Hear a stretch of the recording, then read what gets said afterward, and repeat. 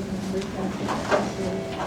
going to call to order our work session of the Ware County Board of Commissioners of June 27, 2016, 2 o'clock p.m. Begin with a roll call vote of commissioners, beginning with Commissioner Aldridge.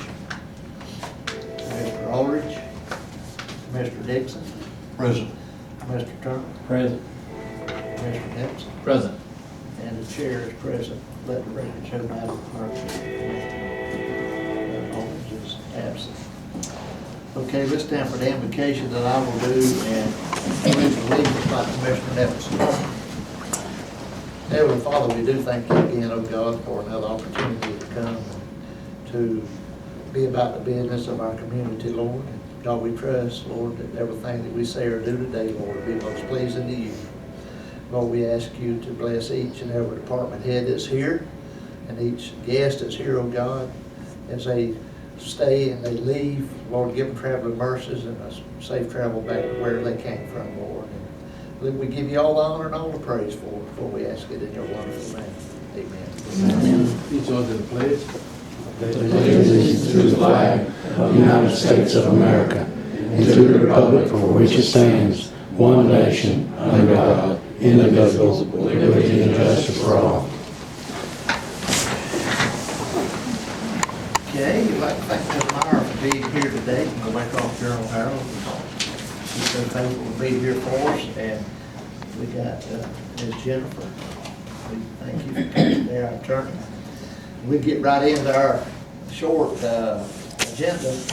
We're not going to be here very long.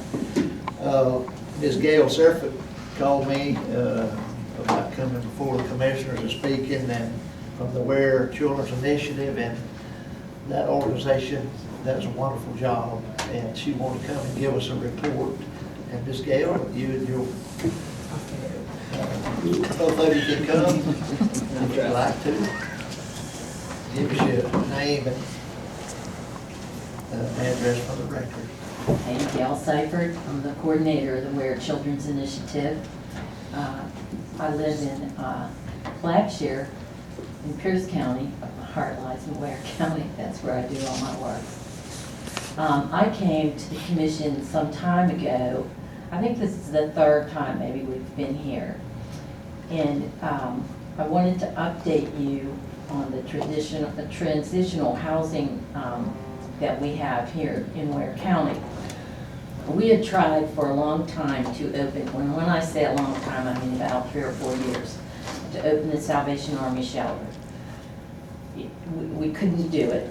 We found out last November that because of some restrictions in the headquarters of the Salvation Army, we were unable to open that shelter. At the same time, the Salvation Army was gifted a home here in Waycross, and they were unable to accept that as well. We were able to accept that house because we're a nonprofit organization. We closed on the house on January 10th. It was a gift, and we put our first family, a mom and 2 little girls, in there on January 25th. They left after about 3 months, and we're currently looking for, we're interviewing people right now to put another family in the house.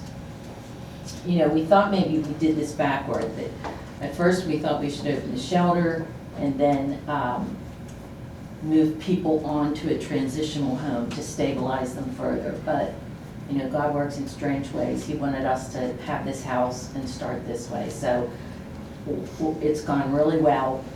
You know, the collaborative partners, which are a number about 45 or 50, have all come together to offer services to these families.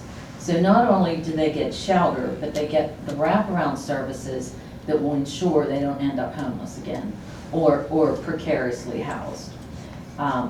We prefer that they're working, and we ask them to pay a little bit of rent. We put some money aside for them so when they leave us, they can get their utilities, they can have a deposit for rent, and hopefully they're stabilized. So that's where we are with our families, and what we're doing. We have a group of social workers, about 5 social workers, that look after the family and do the interviews and that sort of thing. Then we have an executive committee that looks after the house. So as I said, we're currently interviewing, and if there's anybody, anybody that would fit our mold, please let us know. The executive committee is seeking grants right now, just sort of across the board. Nothing, no federal grants, not anything like that, but we have a software system that allows us to look at grant makers. So that's one thing we're doing right now. The house is going to be roofed and painted, which was required by our insurance company. And the Ware Children's Initiative is going to use some of its reserves to get that done. Hopefully we can get that paid back through contributions during the year. We have met with Mayor Knox just to talk about, is there any city property that might be available that we could finally open a shelter for women and children here in Ware County. And actually, you know, I don't like to just say it's just for people in Ware County, because the closest shelters here are in Valdosta and Brunswick. So it's pretty much 40 to 60 miles from anywhere or surrounding counties if you're homeless. We talked at the suggestion from Chairman Brown, we talked to Linda Carroll, who is a grant writer, and sort of kicked around some ideas about maybe if we could find some property, getting an asbestos removal grant if it's real old. And so we keep exploring, you know, ways to solve this problem. And I just want to keep you all aware that we're not giving up, we're going to keep moving forward. And at the same time, we're going to try to house a couple families a year, to move them out of living in poverty and get them stabilized. Any questions?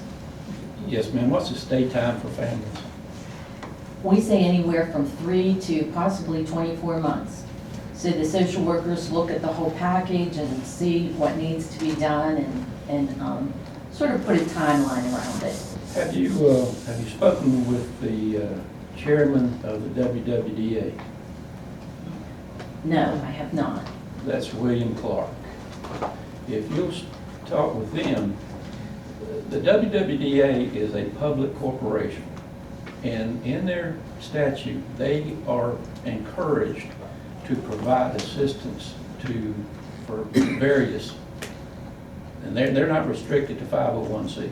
Mm-hmm. So they can participate with maybe something to do with your rehabbing of your building, upgrading, this type of thing. Right.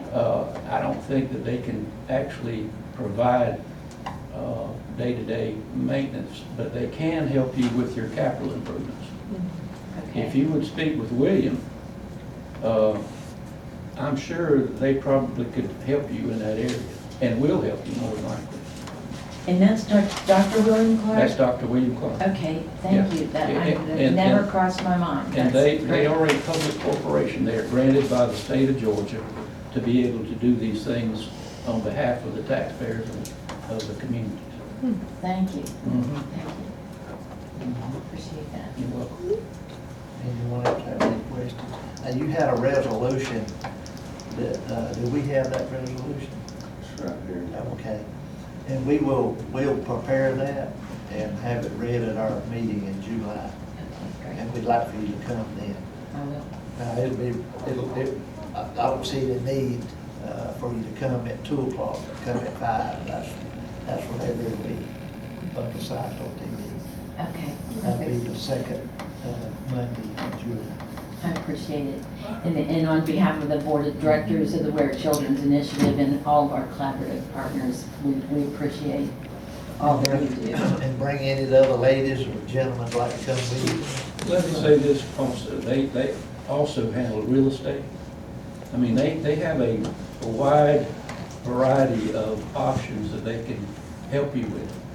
They can purchase land, they can improve land, they can do any of those things.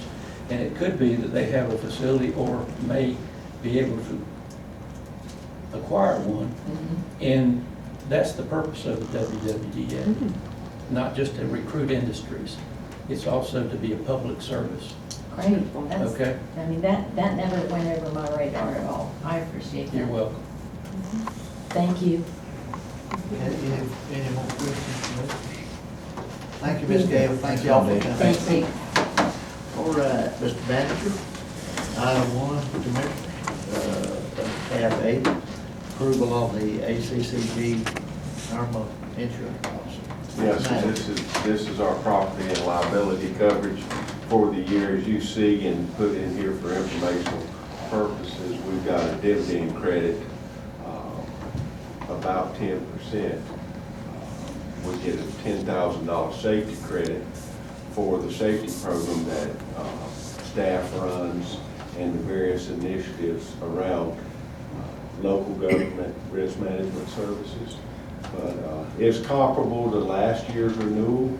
The limits are the same. And so I put it before you for consideration and approval to renew our policy with HCCG. We need to have to call a meeting after our work session here to get. We did advertise for a call meeting just in case at 2:30 today. Okay. Commissioners, y'all okay with consent agenda on the side? Madam Clerk? And you see where the press release on the dividend, which was $27,339. And it will be applied toward a credit for our premium for the 2016-2017 policy year. Also, the compensatory and statutorily bound bonds on our public officials are also included Okay. with the declaration. All right.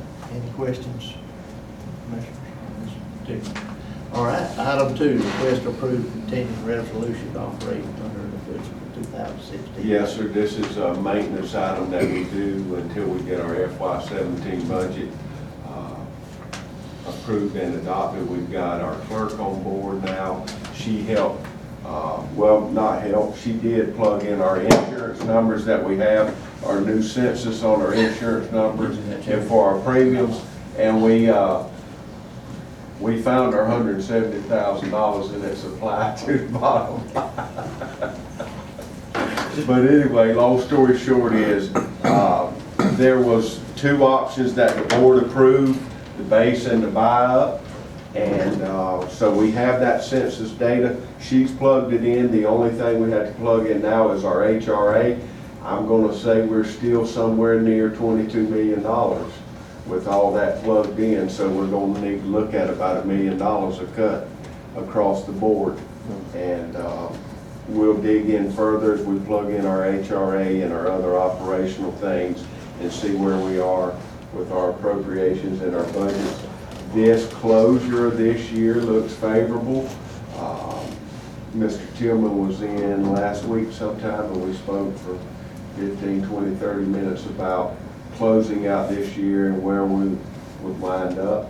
And it looks favorable for adding to the fund balance. So staff and elected officials have done a great job of holding the line. The appropriations have come in pretty much like we forecast this year. The one challenge is, and I will say this, and you get your lost and splost report every year. We were down $221,000. And as we said before, construction in your area is a huge impact. Just to the west of us, we have basically $120 million worth of construction projects awarded. And the lag on the lost is about 2 months. It's been kicked off strong. You see, if you've ridden out west on 84, how strong it is. We finally broke equilibrium without losing money on lost and splosh for the first time last month. Yeah, that's going. It's huge. People do not realize how those dollars spend in your community and how it changes the economics of your community. But it does. 2 months into the window, and for the first time all fiscal year, we actually did not lose money for a month. We were down, as I said, $221,000 for the year. And we finally balanced out. And I can't help but somewhat attribute it to the construction in our community. It's huge. If you go out there, all the fuel, tires, welding rods, oxygen, acetylene, all the things that our vendors supply to these various contractors and all. I attribute it to that. I don't know. I'm not a great economist. I'm not Dickensian of economy, but we're we're grateful we're not bleeding anymore in the lost and splost as of right now. If we just get a proportion, lost and splost off 146 million or something, we ought to be really jumping ahead between now and the time that road is completed. So, Well, and like I that's said, exciting news to hear.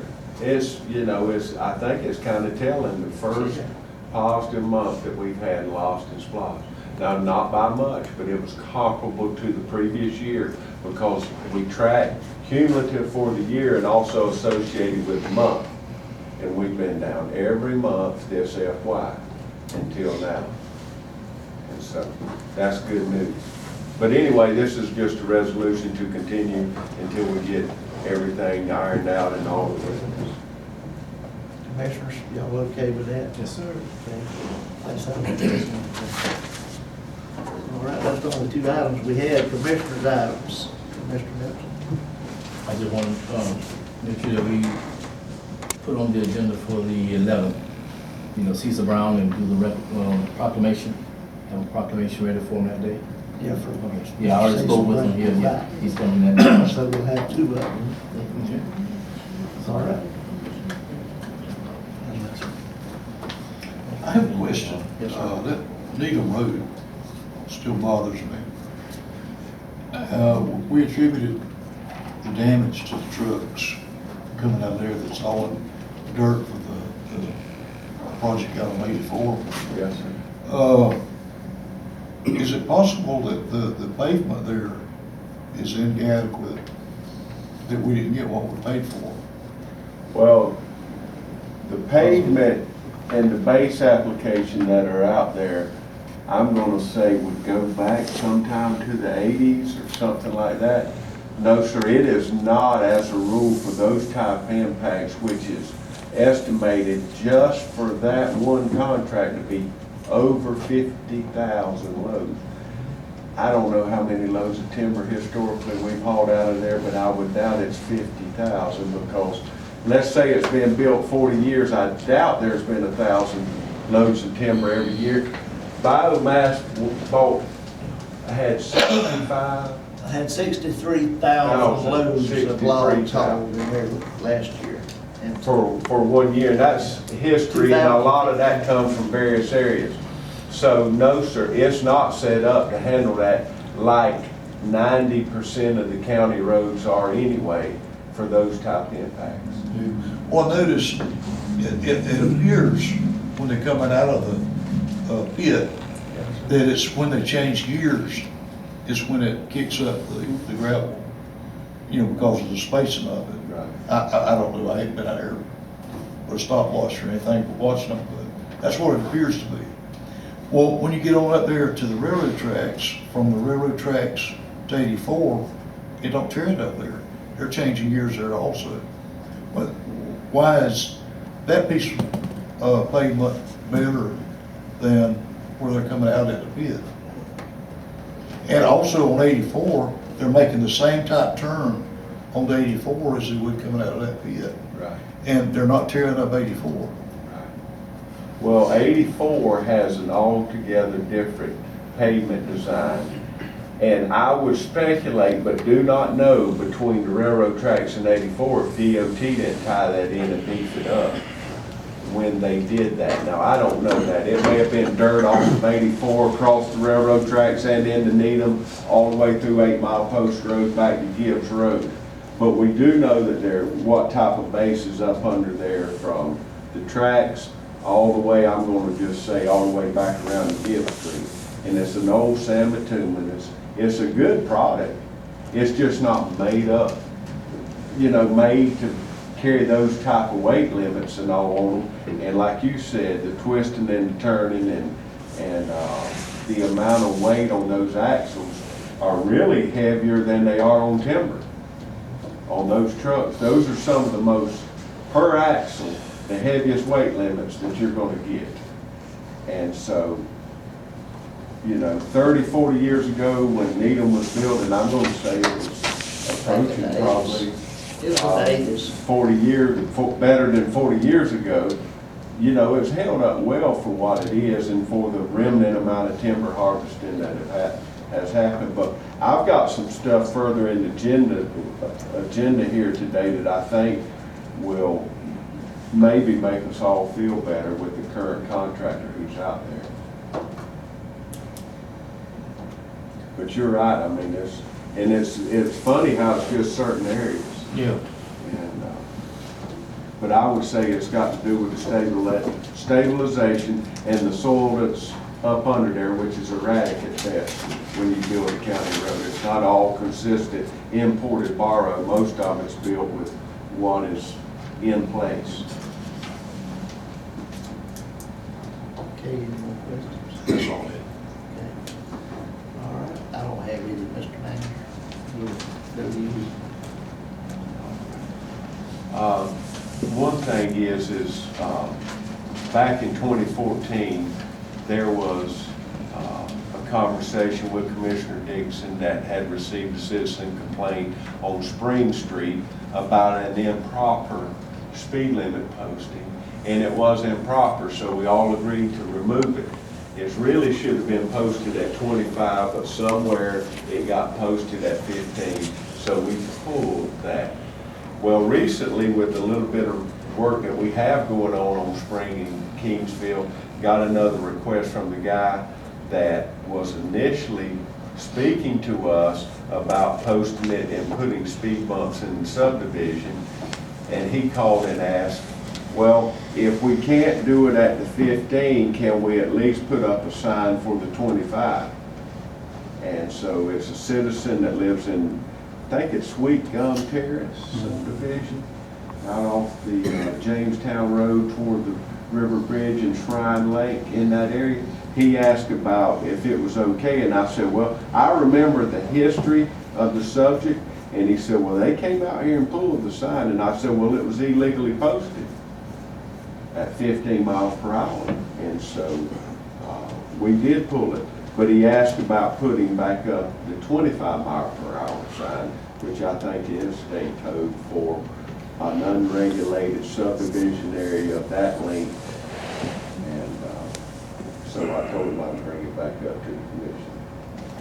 Commissioners, y'all got a problem? I doubt they ever observed the 15.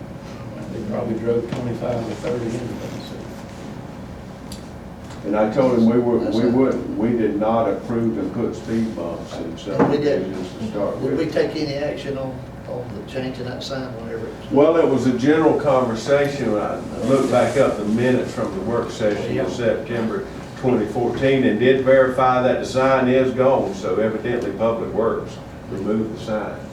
So they want it put back at 25. Want it put back at 25. Do we need to vote to do that, or? I think in-house? general conversation, we don't vote to approve. I just Put didn't it want to back. do it and it come back and it have not been discussed with the board, and then all of a sudden, well, you Put it know, back. it pops back up.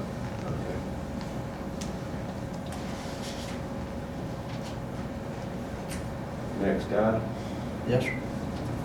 We got the striping approved according to submission that the commission submitted for basically 38 miles of striping and signage and edge line, stop bar, center line, and signs. 37 total, or 38 total miles basically rounded up. And we have to sign this MOU, so if you're okay with us signing it. And what it states in the MOU is we must clip the shoulders and remove debris for the edge lines prior to the striping at no cost to the Department of Transportation. And also remove the existing signs and posts in conjunction with contractor installing new signs that will be a proper, illumination and reflectivity and all. Where they shine at night, in other Will words. that be a problem to get that done? Well, I think they would probably take that as, about $200,000 for They don't want to pay the 200,000. We don't want to get denied the 200,000, which is Well, I mean, additional. Are you saying that the state says they want us to cut the shoulders? We cut the shoulders Somebody's and got to remove do the it. signs, Public Works. Okay. Right. I think he would like to have those roads. Yes, I sir. think he was involved in submitting the list, which is Maynard Millwood Road, Jamestown Road, Pebble Hill Road, Telmore Dixie Union, and Knight Avenue. We also, on the Pebble Hill Road, need to do some resurfacing and work prior to that 2017. So we need to think about that when it comes to LMIG, our LMIG list that we start submitting or approve in July. And I've only thus far had one request from one commissioner, and it was for storm drainage in and around an area for the LMIG. So if you want to be thinking about or listening to your constituents, Public Works obviously normally have some input in that. So You done started the list. I'm asking you all if you will start the list. The list is already, you know, we have some pending items and some other areas that we need to revisit, but it's not all inclusive. How about the Swamp Road? We need about $1.2 million worth of work, in other words, to meet the 70-30 match, because I think our new appropriation was $850,000 or something like that for the year. So on a 30% match, we're gonna need $250,000 or so. How about Swamp Road? What about Is it gonna get striped? it? Can't, it's not under this. No, sir, I know. Right. I know we've talked about that two or three times. Right. The guy that we left the contract open for is, no, sir. And, you know, rains and stuff of that nature, he asked for another month. And so what I was gonna try to do was see if the contractor under this current LMIG would be willing to do it. And it's about 20 miles, you know, Yeah, that's a long stretch. That's, from basically Boggy Bay all the way out to Swanee Chapel Road is about 20 miles. And you can't even see any stripe. You know, of course, I've had 2 or 3 calls myself about it. Right. People can't see it, especially elderly people, they can't tell where they end up, on their side of the road or on the other side of the road. Well, you know, we agreed to add the Griffin down to Mount Olive, and we agreed to add the other work. So there's people, since we're closing up those 2 crossings. Yeah, I think we need to do that, for sure. That's gonna be out of the new week.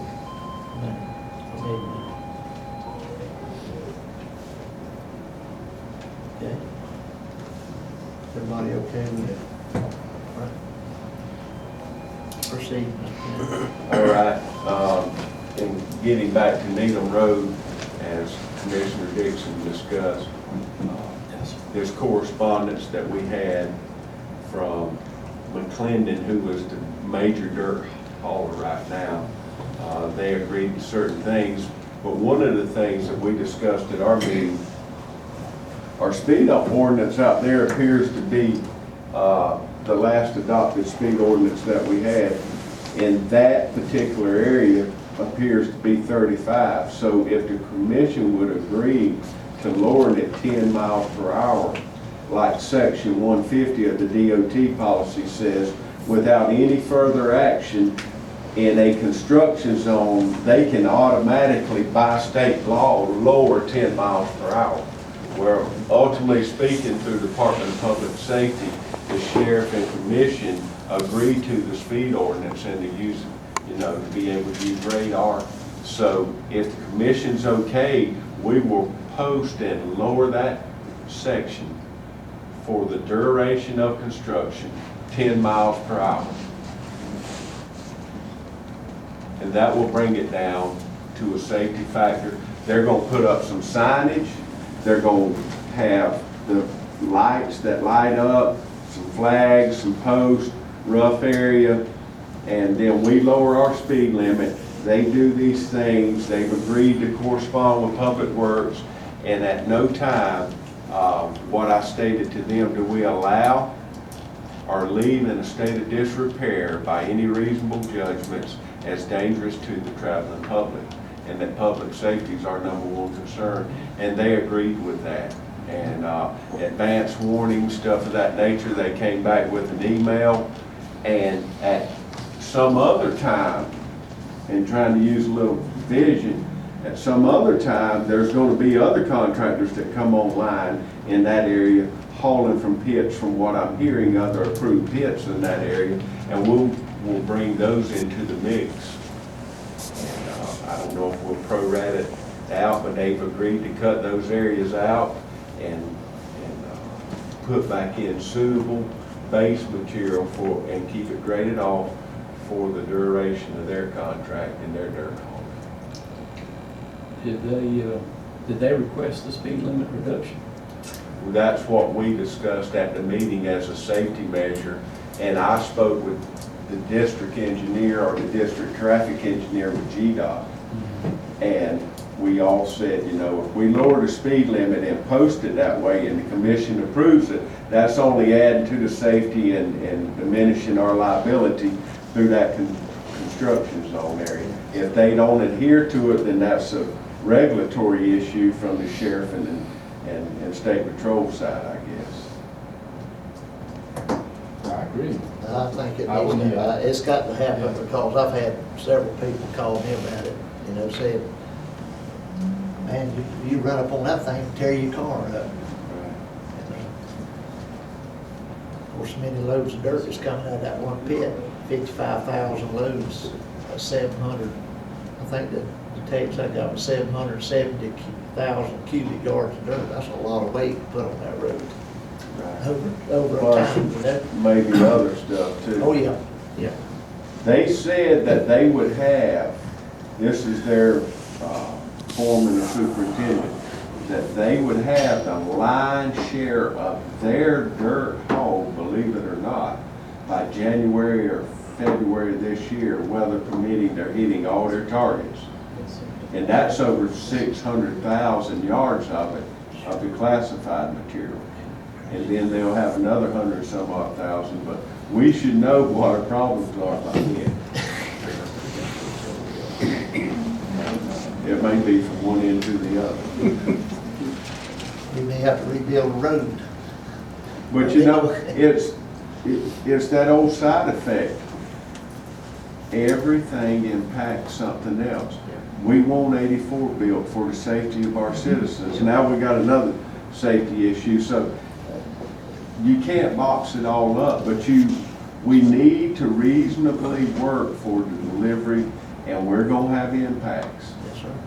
And we need to work for the delivery of that road for safety and lives.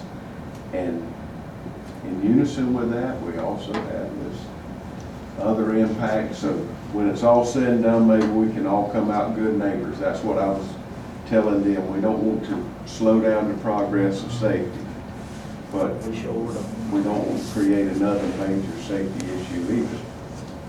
Trying to fix one thing and messing up another.